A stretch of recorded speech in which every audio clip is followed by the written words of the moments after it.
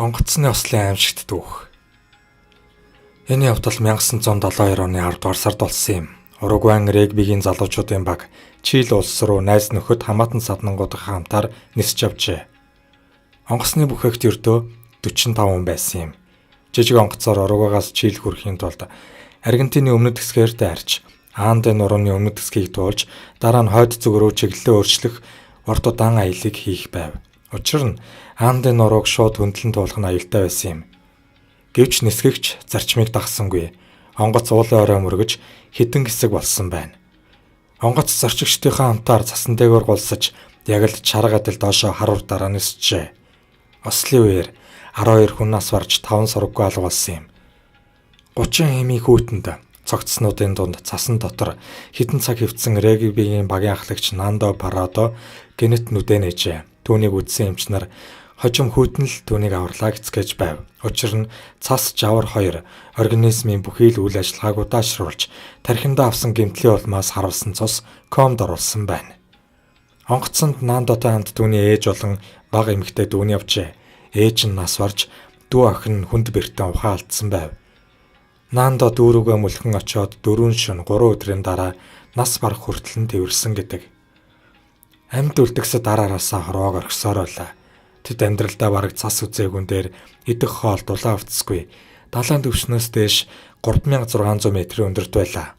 7 хоногийн дараа амьд үлдгэсдийг цасан хонгор хожиж дахиад 8 зорчигч өөд болов. Түүнээс хойш 3 өдрийн турш амьд үлдгэсэд өхөксдийнхээ хамтаар онгоцны үлдэгдлийн давчуухан орон зайд цасан дунд байсаар байв. Нандо тэргүүтээ амьд үлдгэсэд аврагдахын тулд нисгэгчийн өрөөний жижиг цонхыг хөлөөрөө өшгөлсөөр байгаад хагалжээ. Дахин 3 хүн шарх болон осголтоос олж сүүлийн өдөр амьсгал хураасан байна. Ийхүү 45 зорчигчоос ердөө 16 л амьд үлдсэн юм. Онгоц сүрснээс хойш 11 өдрийн дараа тэд радиогоор эрэл хайгуул зогссон тухай, тэднийг амиа алдсанд тооцсон тухай сонсчээ. Учир нь сүрсэн онгоц цагаан өнгөтөн дээр уулын битүү маттай цас ихтэй хэсэгт унсан байжээ. Ус дуусч хүмүүс хөнгөн цагаан автангаар цас ухан шилэнд гээж дараа нь хувцсан доогоороо хийн хайлуулцгааж байв. Харин хоолны хувьд юу ч байсангүй. Ингээд тэд амь аврагдах найдваргүй болж өхөкстэй идэхээр шийдэцгээжээ. Мэдээж амаргүй байв. Тэд католик шашинтнууд байсан бөгөөд хүний махаар хооллох нь тэдний шашны үзэл сурталтай тэрсэлдэж байсан юм. Түүнээс гадна өхөксөд амьд үлдгэсдийн хин нэгнийх нь хамаатсан садан эсвэл ойр дотны найз нөхөд нь байсан шүү дээ.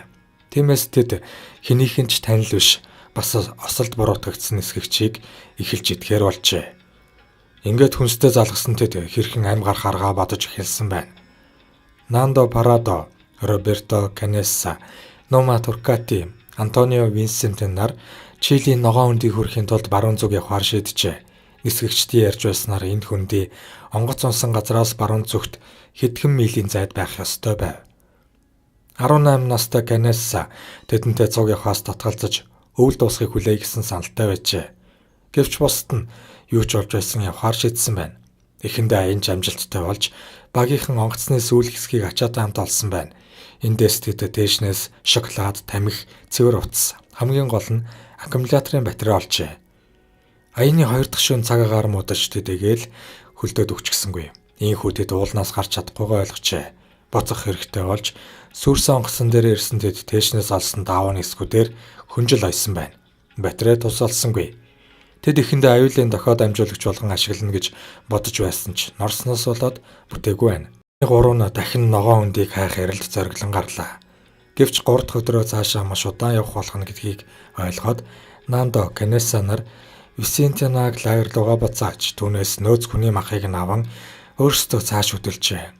Удалгүй өнөөх мах нь муудаж ялзарсан байна. Канесса гэдсний дизентеригээр өвчилж Нандо л үндсэндээ түүнийг чирж яв. 9 дахь өдрийн орой Канесса Морто Ранчеро буюу нутгийн хүнтэй голын ирэг дээр таарчээ. Нутгийн хүн голын нөгөө цахаас тэднийг харж ийм бөглөө газар ядарч тойлдсон, яс арьс болтлоо турж ицсэн, осгож өөхтөгсөн 2 ир хаанаас гараад ирснийг гайхан зогсож байв. Уулын гол маш их дуужмаа гарan шууган урсаж нутгийн хүнд тэдний яриа сонсогдохгүй байв. Гэхдээ тэр их сэргэлэн ир байсан бөгөөд хууц цаас чулуун дуян голын нөгөө эрэгт тэдэн рүү шиджээ. Нандо цаасан дээр өөрсдөд нь тохиолдсон аимшигт түүхийг сар ачиж тусламж хүсгэд нутгийн хүн өөрт байсан талах бясалгаа тэдэнд өгчхөөд хар урдаараа давхижээ. Осол гарснаас хойш 71 өдөр өнгөрсөн байлаа. Маргааш нь нутгийн эрд тэдэнд тусламж хүргэж ирсэн юм. Роберто эмнэлэг рүү, харин Нандо аврагчдын нисдэг тэргэнд сун зам заахаар хамт явлаа. Тэр өдөр буюу 12 дугаар сарын 22-нд цаг агаар муу байсан тул зорчигчдын зөвхөн хагасыг авч үлдсэн хүмүүст хүнсний зүйл уух ус үлдээгээд буцаж хөржээ. Маргааш нь үлдсэн хүмүүс аврагджээ. Амьд үлдэгцдийг хөл дээр нь босгоход удаан хугацаа шаарддаг. Тэдний өндрийн өвчин, шингэний дутагдал, чиг, бам, хоол тэжээлийн дороотлыг эмчилсэн юм. Гэхдээ үүнээс хэдхэн хоногийн дараа буюу 12 дугаар сарын 28 гэхэд амьд үлдсэн суух хувьтангууд хэвлэл мэдээллийнхэнд ярьцлага өгч байлаа. Энэ түүхийг одоо болтол Андын нуруунд болсон гайхамшигт явдал хэмээн нэрлэдэг. Нандо Парадо Пирс Пол Ридертэй хамтран 571-р залуу нислэнгийн дурсамж ном гаргасан нь бестселлер болсон юм. 1993 онд энэхүү эмгэнэлт өгөөд гашуун түүхийг өгүүлсэн амьд үлдгэсэд буюу Alive хэмээх кино дэлгэцснээ анилсан байна. Дашрамд өгүүлэхэд Нандо гэртээ эргэж ирэхэд хүүгээ алдлаа гэж бодон гашуудаж цаашид амьдрах итгэлгүй болсон эцэг нь хамаг ямаа зарж үрээд уучсан байв. Гэрт нь Нандог санагдуулах цорын ганц зүйл нь ганц гэрэл зураг үлдсэн байв. Гэвч Нандо сэтгэлээр унсангүй. Тэр автууралдаа анчин болж хожим өөрийн гэсэн бизнестэй бас шилдэг сургагч багш болсон юм.